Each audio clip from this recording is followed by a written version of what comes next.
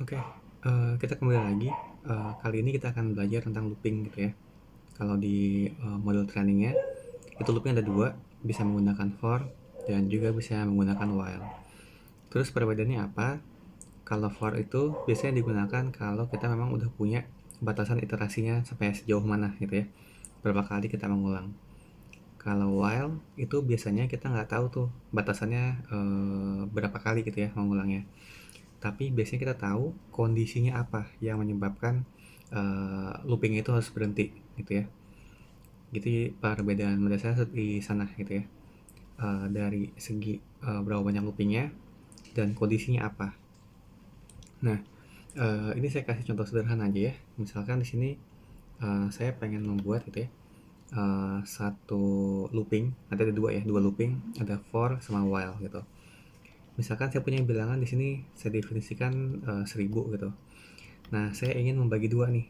Jadi si bilangan ini nanti dibagi dua, dia bagi dua, terus bagi dua, bagi dua, bagi dua, bagi dua gitu ya. Nah, kalau pakai for, cara bikinnya ini ya.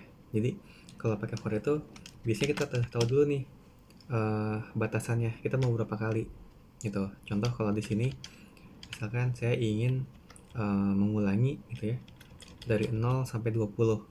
Jadi 0 sampai 20. Nanti dia akan dibagi dua, dibagi dua, dibagi dua, dibagi dua, dibagi dua terus gitu ya. Sampai 20 kali. Nah, ini contoh ya nih kalau saya run jadinya kayak gini nih. Nah, gitu ya. Jadi dia udah kesel nih. Iterasi yang ke 0 gitu ya, belum ada pembagian yaitu 1000. Lalu berikutnya pertama pembagian pertama itu 500, keduanya 250 dan seterusnya gitu ya. Sampai nanti pembagian ke-20 dapatnya 0,0953 gitu. Nah, bagaimana jika kita itu kita nggak tahu nih, kita masih membagi sampai berapa kali.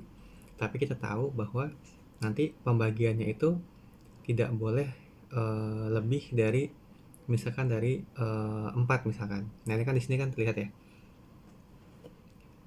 Saat iterasi ke-8 itu menghasilkan angka 3,9. Nah, misalkan kita definisikan nanti gitu ya.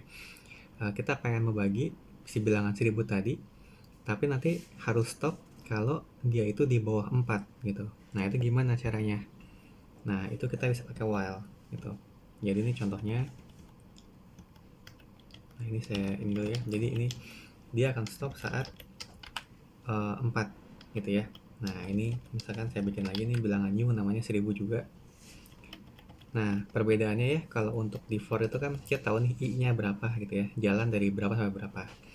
Nah, kalau pakai si while, nah dia cuma bisa bilang doang nih. Saat bilangan si new ini masih lebih besar dari 4 gitu ya.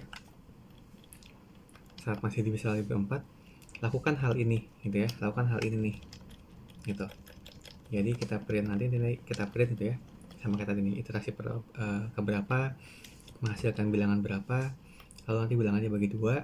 Nah, nanti kalau teman-teman lihat ada i sama dengan 0 sama i sama dengan i plus 1. Kenapa? Karena kalau di sini ya i-nya kan ikutan ya, ikutan di iterasi.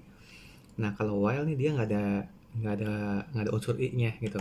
Jadi i-nya ini harus kita masukin sendiri gitu di sini.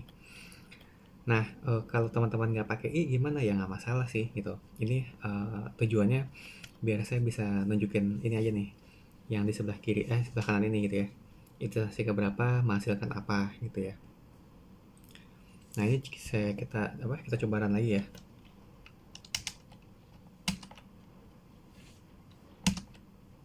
Nah, gitu ya.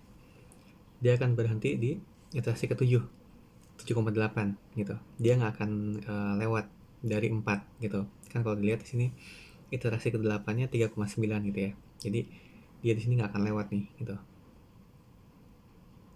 Atau misalkan kita pengen lihat kalau dia itu di bawah, misalkan tambah di bawah 2 gitu ya. Kita coba run lagi di sini. Nah, gitu ya.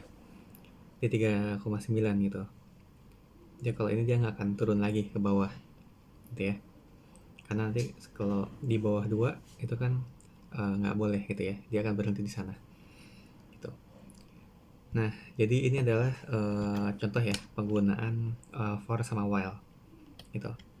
Jadi yang satu udah jelas kita mau apa berapa kali, yang satu lagi kita nggak tahu apa berapa kali, tapi kita tahu kondisi saat dia harus berhenti itu di mana gitu atau kapan gitu ya.